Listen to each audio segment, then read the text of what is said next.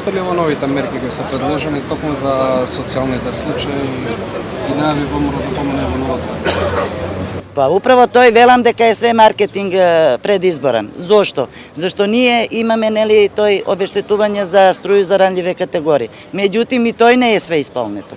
Ми имамо у наши редови стечајци кои се носиоци на социјалну помош, а ниту еднаш не ги е дадена рата да им се исплати за струја. Така што знаемо ги мерке. Овде онде дадев и велат ако су покрили 500, они си велат 5000. Значи се е во лаж.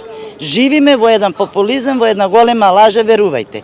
Ние повеќе немаме од што да живееме и затоа велам дека да се престане со лажа, да се земе у реалност наш проблем и да се реши на некој начин, да бидеме и ми нормални граѓани, за да можеме од државу за државу да даваме и да плаќаме сметки. Ништо друго не бараме. И не бараме од нини джепови.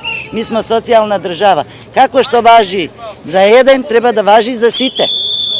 И не може да дели и да прави поделбе. Доста со поделбе. Никој не ве прими сега во Никој. Успеа директори да си стави кордони на полиција, ама не успеа никој да остане да не прими. Зошто? Зашто тие добро знаев дека е све наплатено и дека нема што да нам каже. Нема оправдување.